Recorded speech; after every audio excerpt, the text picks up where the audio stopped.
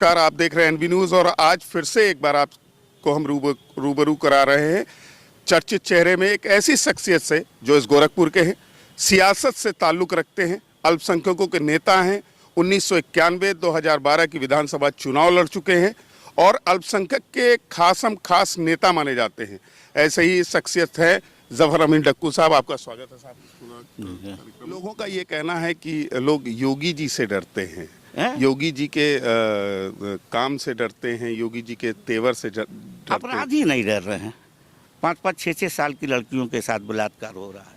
आज उत्तर प्रदेश में सबसे कम उम्र की लड़कियों के साथ बलात्कार में उत्तर प्रदेश का रिकॉर्ड है देश के अंदर। पर अगर आंकड़ों की बात की जाए डक्कू साहब, तो मैं आंकड़ों की बात करूं अगर, तो जो पिछली सरकारें रही हैं उसके मुकाबले इस सरकार में आपराधिक घटनाएं कम हुई हैं।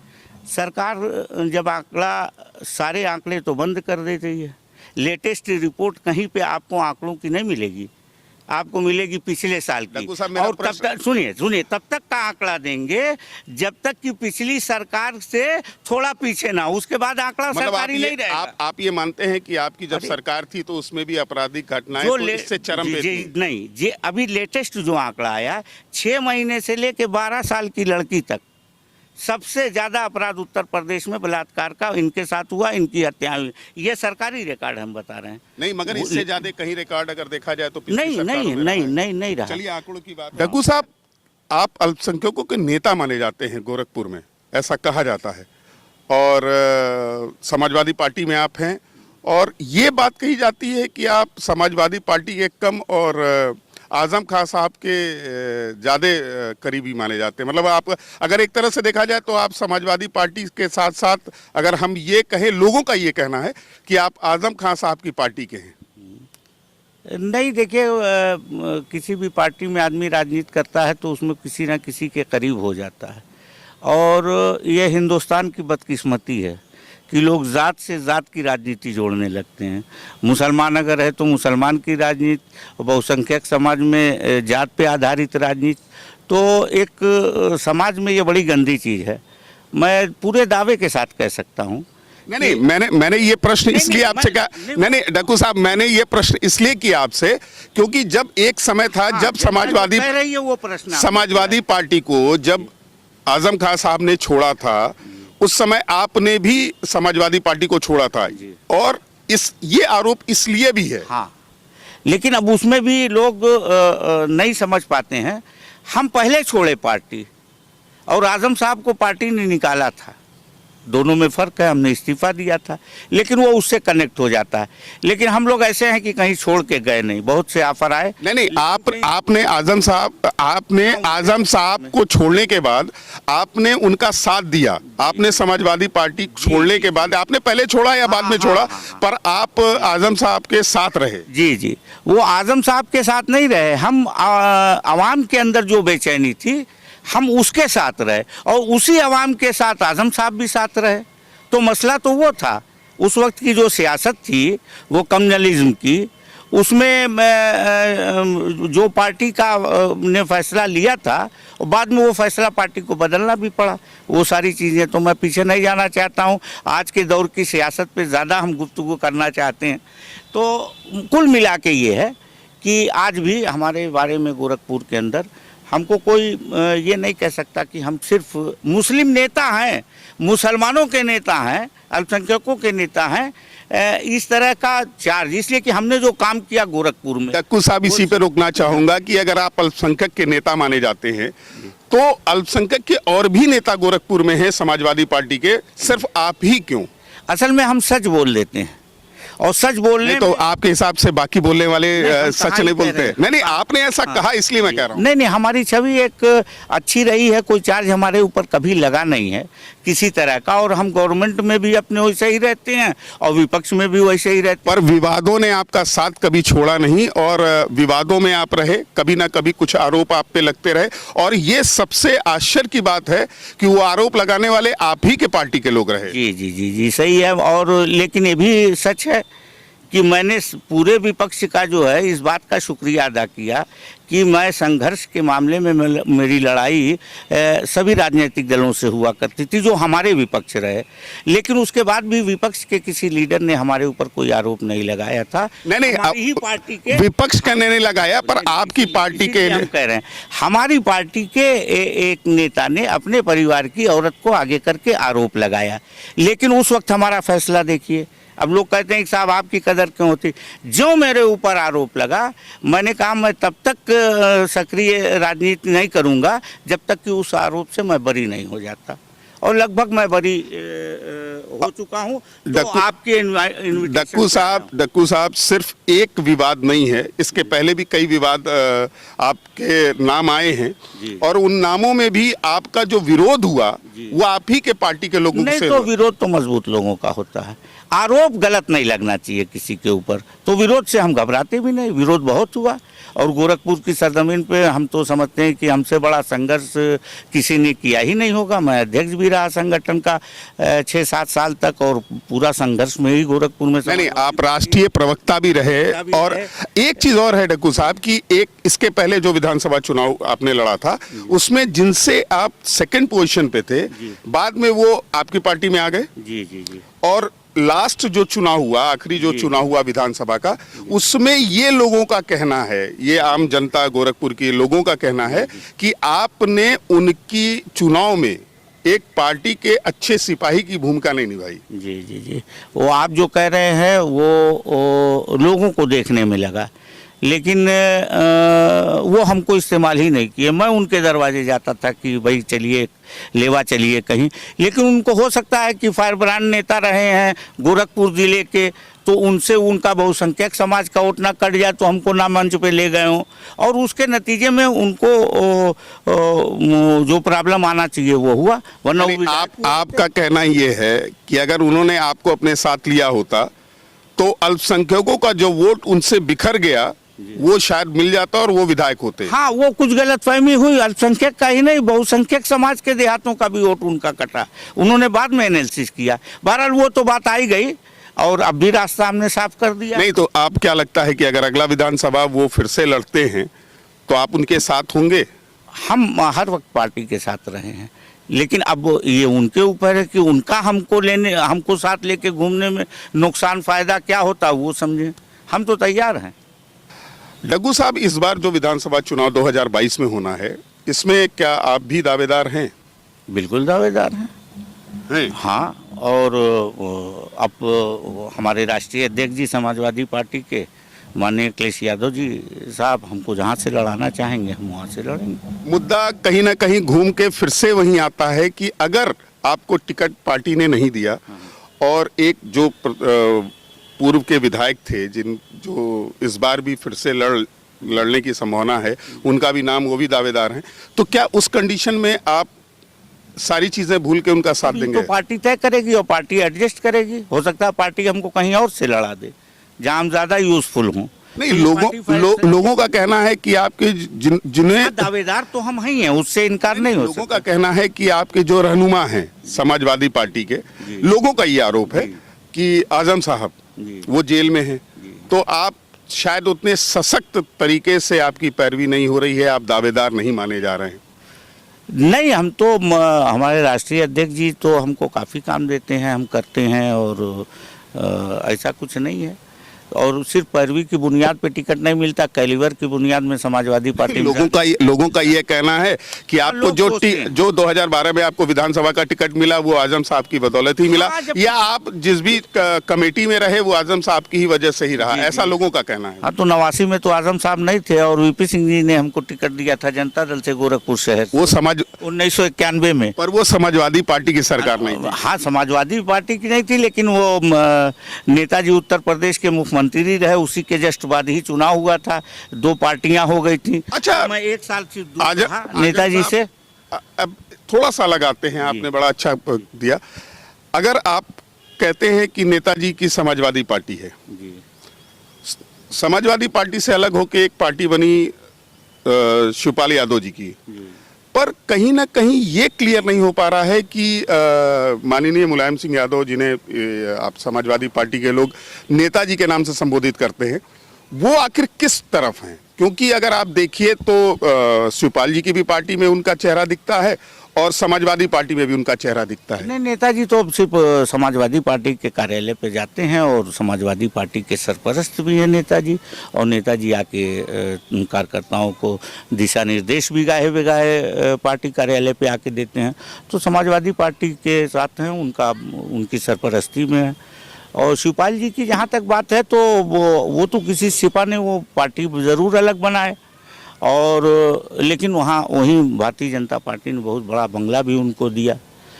तो ये अच्छा, एक चीज जफर साहब, कि अगर कल को समाजवादी पार्टी फिर से छोड़ के और आजम साहब किसी अलग पार्टी, अन्य दल, अन्य घटक में चले जाते हैं, तो क्या आप भी उन्हीं के साथ? नहीं, ऐसा बहुत हुआ। हमेशा लोगों ने कहा कि हर मौके पर कि आजम साहब कहीं जा रहे हैं और कहीं, लेकिन आज तक कहीं गए नहीं और वो कहीं जाएंगे भी नहीं। उसी तरह हम भी नहीं कहीं गए हैं और ना जाएंगे भी। हम समाजवादी पार्टी के ही साथ रहेंगे। और सियासत में उतार चढ़ाव बहुत आता रहता है, लेकिन उसूल में उतार चढ़ाव आदमी के नहीं आना चाहिए। हम लोग उसूल वाले लोग हैं और उसूल के साथ रहते हैं। डग्गू साहब, जो किसान आंदोलन हो रहा है उसमें अगर हम आपका पक्ष या आपके पार्टी के तरफ से पक्ष जाने तो क्या लगता है, आप विरोध किस चीज का है? अब विरोध क्या, जो कृषि बिल है, तीनों बिल, ये तो किसानों के खिलाफ है सीधे सीधे। अभी इनके कृषि मंत्री जी ने कहा कि इसमें क्या काला है जी। हम भारतीय जनता पार्टी से समाजवादी पार्टी यही सवाल रखना चाहती है कि काले में काला नहीं खोजा जा सकता। जहाँ कुछ सफेद होगा वहीं काला नजर आएगा। नहीं, तो इस कृषि बिल में सब काला है, तो इसमें काला कौन बता सकता है? केंद्रीय कृषि मंत्री ने अगर ये प्रश्न किया कि इसमें काला क्या है जी, तो उस काले का जवाब नहीं। तो किस चीज में? जब उसमें कुछ सफेद हो तब तो काला बताया जाए। काले में काला नहीं खोजा जा सकता। कृषि मंत्री जी कहें कि इस सफेद में सफेद क्या है, तो उस पर विपक्ष जवाब देगा। काले में कोई काला खोजता है? काला है क्या? सब कुछ काला है। कॉन्ट्रैक्ट पे खेती हो गई और उन 9 साल तक वो किसी कीमत पे उनके पास आ नहीं सकती। जो मर्जी है वो करेंगे। कहीं मंडी लगेगी नहीं, जो मंडी सरकारी नाम की चलेगी 1-2 साल, उससे ज़्यादा 1-8 साल पैसा देने के बाद फिर वो मंडी बंद हो जाएगी। जियो फोन का क्या हुआ था? फ्री तो मिला था हम लोगों को, आज 600 रुपया देना पड़ता है 3 महीने का। तो इसमें आपको ये लगता है कि शायद किसानों का कोई फायदा नहीं है? नहीं, किसानों का सिर्फ नुकसान है। हाँ, वो एक ही चीज बची है, और ये बिल आई क्यों? अच्छा, देखिए, जीडीपी में सुधार जो है कृषि की बुनियाद पर किसान की देन है, जो 3 पॉइंट समथिंग जो है, जो कृषि से बचा हुआ है इनका जीडीपी। मगर यही इनको रास आ रहा है कि साहब सारा पैसा तो यहाँ है पूंजीपतियों का, ये भी ले लो। तो डक्कू साहब, आपके हिसाब से हरियाणा या जो उधर की बेल्ट है जी, पंजाब की बेल्ट है, वहाँ के किसान ज्यादा ग्रसित हैं? यूपी के या जहाँ भाजपा की सरकार है वहाँ के किसान इससे मतलब ग्रसित नहीं है? नहीं, वो जागरूक होके आ गए हैं। और जो दिल्ली के नजदीक जितने भी स्टेट पड़ रहे हैं वहाँ बहुत बड़े पैमाने पे। तो अब जैसे पूर्वांचल, क्यों पूरा पश्चिमी यूपी जो है, नहीं, अगर पूर्वांचल शामिल है, पूर्वांचल की बात, पूर्वांचल से कम लोग जा रहे हैं क्योंकि दूरी बहुत ज्यादा पड़ रही है और कमजोर भी है। बिहार कमजोर हैं लोग, बिहार दबे हुए हैं, सरकार से दहशत में है, मध्य प्रदेश सरकार कार्रवाई कर रही है, इसलिए हर जगह के किसान हैं। नहीं, आप आंदोलन, चलिए खैर, किसान हर जगह के हैं। रहा सवाल ये कि देखिए, एक चीज बताएं, एक मसला है, सही बात तो बोलना पड़ेगा जी। गोदी मीडिया है तो वो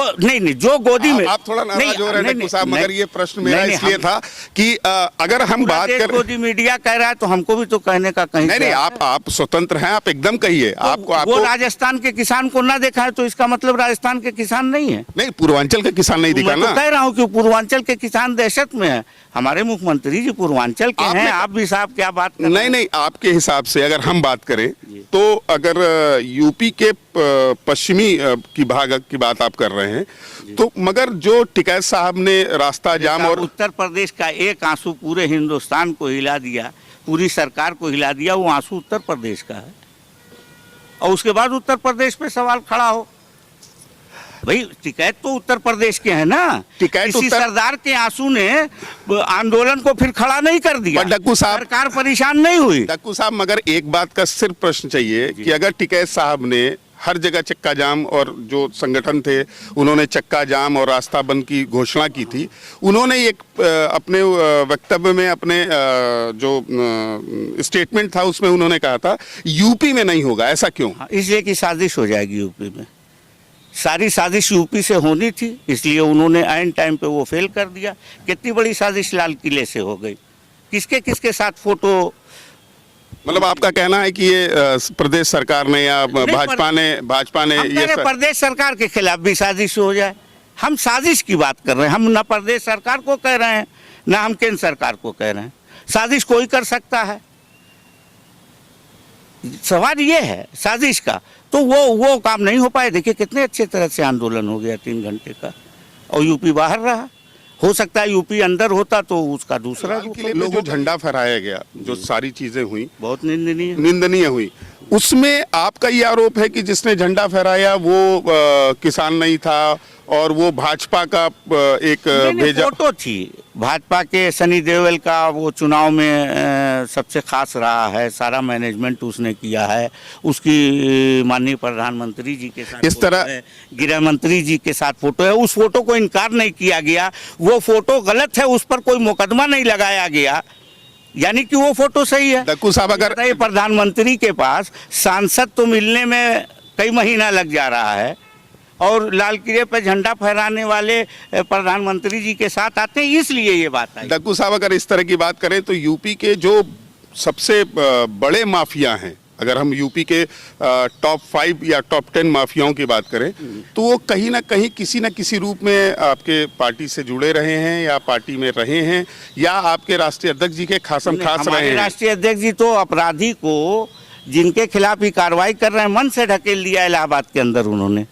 एक को ना, तो जो आएगा करीब उसी को ना। नहीं, आपके वहाँ अपराधियों की अच्छा, आप ये बता दीजिए, हम ही कह रहे हैं कि 2 गैंगवार उत्तर प्रदेश में चलता है जी, 2 अपराधियों के बीच में जी। पूरा उत्तर प्रदेश जानता है। एक के खिलाफ कार्रवाई होती है, दूसरे कार्रवाई नहीं होती, क्यों? आप बता दीजिए। नहीं, रास वाली ये जनता माइंड कर रही है। ये भी डक्कू साहब बता दीजिए ना। नहीं तो हम तो बता रहे हैं। नहीं, क्यों, आखिर क्या है ऐसा रीजन? अब इसका रीजन तो बताएगी उत्तर प्रदेश की सरकार। इससे की जनता तो सवाल पूछ रही है कि भाई 2 गैंगवार 2 लोगों के बीच में है, दोनों तरफ से हत्याएं हुई हैं, एक के खिलाफ कार्रवाई, दूसरे के खिलाफ कुछ नहीं। तो ये सवाल खड़ा हो रहा है, इसीलिए उत्तर प्रदेश की सरकार पे उंगली उठ रही है। अगर इंसाफ से काम ले उत्तर प्रदेश की सरकार, तो हम समझते हैं कि हम लोग खुद स्वागत करेंगे। इंसाफ से काम नहीं हो रहा। आपके हिसाब से डक्कू साहब ये सरकार पूरी तरह से नाकाम है? इंसाफ से काम ले। दूसरे कि इनके वहाँ अंदर बवाल बहुत है, इनके आपसी। आप देखिए कहाँ का IAS अधिकारी आ गया और यहाँ MLC हो गया, और ऐसा काम कर, उसको MLC होते ही ट्रेन चल दी मऊ के लिए। कितना ताकतवर है। अगर इस तरह की बात करें तो दूसरे प्रदेश का व्यक्ति आपके पार्टी का MLC हुआ? नहीं, आप समझ रहे हैं। कोई एक चीज ही बता दीजिए आप कि हमारी सरकार में कोई MLC हुआ हो और कोई बहुत बड़ी चीज दूसरे ही तीसरे दिन उसके जिले में। वो अलग बात है, मगर अगर हम इस पे आए तो आप ये भी देखिए कि दूसरे प्रदेश का व्यक्ति को आपने अपने, देखिए किसी को MLC बनाने पे आपत्ति हमको नहीं है, लेकिन कोई अधिकारी नौकरशाह इस्तीफा दे के आए और उसको पार्टी ज्वाइन करा के दूसरे दिन MLC बना दिया जाए, कोई एक मिसाल दे दीजिए। आप नहीं दे पाएंगे।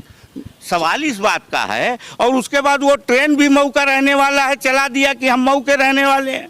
नहीं, ट्रेनें तो आपकी सरकार में भी बहुत सी 2 दिन में। नहीं 2 दिन MLC होते ही 2 दिन में। जब अधिकारी थे आप गुजरात में जी, तो आपने क्यों नहीं चलवा दिया अपना घर? आपको याद नहीं आया? और जब आप वहां से होके और यहाँ आ गए, तो फिर आपने 1 दिन में ट्रेन चल गई। यानी कि कोई बहुत बड़ी शख्सियत है, कोई बहुत बड़ी ताकत है, कोई ऐसी शख्सियत है जो उत्तर प्रदेश के अंदर सरकार की तरफ से कुछ बहुत बड़ा काम करेगी, चाहे वो विकास का ही काम हो, चाहे किसी को सही करने का काम हो। ये राजनीतिक आपको लगता है कि प्रदेश सरकार में विकास के काम हो रहे हैं? नहीं, उनके वहाँ आपस के तमाम मामलात हैं, जिसका ही अंदरूनी मामलात हैं, उस पर मैं उनका अंदरूनी मामला, उस पर मैं कोई बात नहीं करना चाहता हूँ। लेकिन जनता ये सवाल कर रही है। पर अगर गुटबाजी की बात की जाए डक्कू साहब, तो भाजपा से ज्यादा गुटबाजी समाजवादी पार्टी में है, ऐसा दिखता भी है, सड़कों तक पे आ जाता है। नहीं, हमारे वहाँ कोई गुटबाजी हमारी सरकार चलने में मंत्रियों के बीच में नहीं रही। लोकल ग्राउंड पे अगर बात करें, नहीं, लोकल ग्राउंड पे नहीं, संगठन में आपस में कोई मामला होता, वो रूटीन है, वो कोई ऐसा मामला नहीं था। चलिए डक्कू साहब, आप यहाँ के अल्पसंख्यकों के नेता माने जाते हैं, अल्पसंख्यकों के रहनुमा माने जाते हैं, ऐसा लोगों का कहना है। आप भी ऐसा कहते हैं कि अभी 2022 में उत्तर प्रदेश में विधानसभा का चुनाव है। ओवैसी साहब की पार्टी यूपी में भी दमखम के साथ आ रही है, जैसा उन्होंने कहा है। बिहार में भी उन्होंने बहुत अच्छे से चुनाव लड़ा है। तो आपको क्या लगता है कि ओवैसी साहब के आने के बाद आपकी सियासत कुछ कमजोर पड़ने की संभावना, कुछ सियासत में आपके कुछ? नहीं, वो कमजोर इसलिए नहीं पड़ेगी। हम लेटेस्ट मिसाल आपको दे दें कि बिहार में उन्होंने नुकसान पहुंचाया और बिहार का जो महागठबंधन था उसने उस पर ध्यान नहीं दिया। हमारी पार्टी हर तरह से अलर्ट है और उत्तर प्रदेश का जो अल्पसंख्यक है वो बहुत समझदार है, बहुत समझदार है। वो जान रहा है कि ओवैसी साहब कहाँ से आए हैं और कहाँ से लाए गए हैं।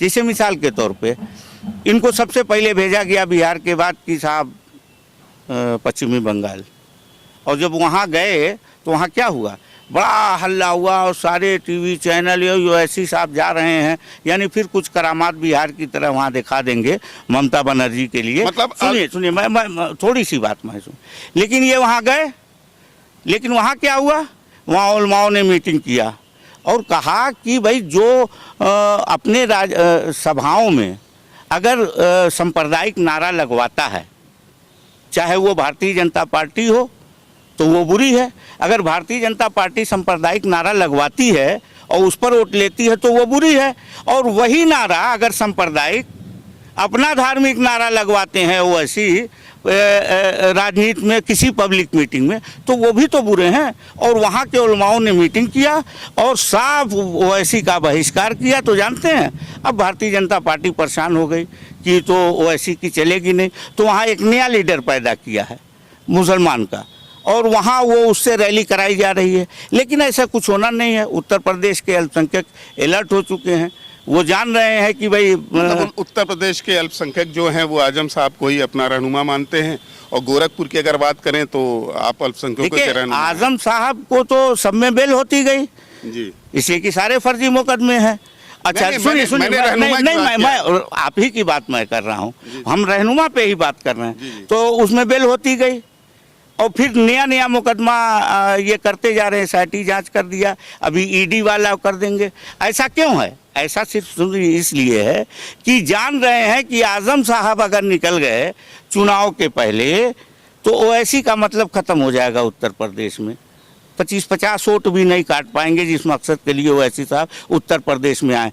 तो सबसे बड़ा मसला आजम साहब के जेल में रहने का है कि ओवैसी साहब को उत्तर प्रदेश में इस्तेमाल करना है। इसलिए भारतीय जनता पार्टी एक एक करके एक एक मुकदमा लगाती चली। मतलब आपके हिसाब से वो सारे फर्जी, हाँ, उसके भी जिम्मेदार ओवैसी हैं। आज नहीं, मतलब आपके हिसाब से ये जितने मुकदमे आजम साहब के ऊपर लग रहे हैं वो सब ओवैसी साहब का साल आ गया, 1 साल रह गया, नहीं तो चुनाव होना है। जेल तो उसके पहले आजम साहब तो उसमें जिसमें जेल भेजा है फर्जी मुकदमों में, उसमें सब में जमानत होती चली गई। गिने चुने 1-2 हैं, तो फिर SIT जांच का एक मुकदमा, अभी ED जांच चल रही है उसका मुकदमा, सब तो सरकार के हाथ में है। सारी संवैधानिक संस्थाएं तो जान ही रहे हैं किसके इशारे। जौहर विश्वविद्यालय की अगर हम बात करें आजम साहब की, तो वो भी फर्जी था ही मुकदमा, जो सारी चीजें वहाँ पे आई है।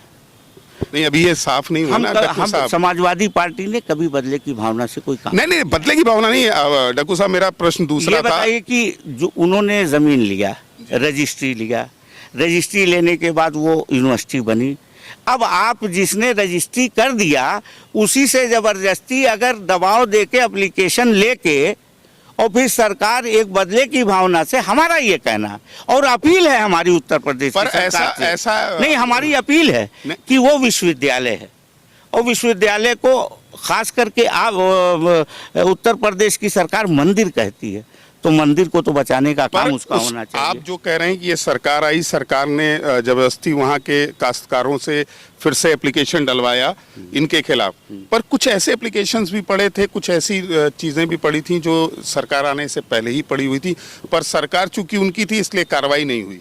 जी, सरकार उनकी नहीं थी, जौहर विश्वविद्यालय तो काफी पहले से बन रहा है। वही मेरा कहने का प्रश्न यही है के भी गवर्नमेंट हाँ, तो उस ये तो एप्लीकेशन पहले पड़े, चूंकि सरकार आपकी थी इसलिए लेकिन उसमें ये कार्रवाई बताइए नहीं कि हुई। किसी विश्वविद्यालय की पूरी जमीन सरकार ले ले और विश्वविद्यालय को नुकसान पहुंचाए। देखिए 85% उसमें अल्पसंख्यक का रिजर्वेशन है, 50% बहुसंख्यक हैं, अभी भी 65% पढ़ाने वाले टीचर वहाँ पर बहुसंख्यक समाज के हैं। राजसवाली की जनता को हकीकत सच्चाई नहीं पहुंचने दे रही है भारतीय जनता पार्टी की सरकार। अगर वो सच्चाई देख ले, और मैं आपको कहता हूं एक बार हमारे कहने से चले जाइए, रामपुर की यूनिवर्सिटी देख के चले आइए। आजम साहब को जेल में किए, हम उस पर नहीं बहस कर रहे हैं, वो राजनीतिक बदले की भावना से किए हैं, ठीक है करिए, लेकिन अदारा है, शिक्षा का मंदिर है, कम से कम मंदिर तो ना तोड़िए, मंदिर पे तो कब्जा ना करिए। आपका भी मंदिर है गोरखपुर में, हम लोग उसकी इज्जत करते हैं, हमारे घर के बच्चे आपके उस शिक्षा के मंदिर में पढ़ने जाते हैं और हम आपसे कोई शिकायत नहीं करते। नहीं, तो आपके हिसाब से अगर वो जो मंदिर आप कह रहे हैं जौहर विश्वविद्यालय की बात कर रहे हैं, तो उसके जो भी जमीन का जो मसला है वो अगर हम आपके हिसाब से समझें तो वो सारे फर्जी मुकदमे ला दे गए, सारे फर्जी। अच्छा, अगर नहीं ला दे गए तो बनारस विश्वविद्यालय का भी जमीन का कागज निकालिए, उसका क्यों नहीं निकाल रहे हैं? उसके कागज तो हाँ, कैसे मालूम, निकाल के बताइए, देखिए साहब ये कागज है बहुत सही है, वो कागज क्यों नहीं निकाला जा रहा है, आप बताइए ना हमको। ऐसा नहीं करना चाहिए, राजनीति में इस तरह की परंपरा नहीं पैदा होना चाहिए। हम नहीं चाहते कि सरकारें आती हैं जाती हैं, हमारी भी सरकार थी, चली गई, हमने कोई बदले की भावना से काम नहीं किया, तो हम दूसरे के बारे में सोचेंगे कि राजनीति में इस तरह की परंपरा नहीं होना चाहिए। और हम फिर अपील करते हैं उत्तर प्रदेश की सरकार से और गवर्नर से भी कि बदले की भावना से बंद हो, काम के आधार पर आइए, वोट मांगिए, अपने अच्छे कामों के आधार पर दूसरे को बुरा कह के और बदले की भावना से कोई कार्य न किया जाए, तो वो देश के लिए अच्छा होगा। बहुत बहुत शुक्रिया डक्कू साहब, एक अच्छी सियासत पे हम खास मुलाकात के लिए। आगे भी हम ऐसे ही मिलते रहेंगे और आगे भी हम आपको एक से एक शख्सियत से मिलाते रहेंगे अपनी खास मुलाकात खास प्रोग्राम में।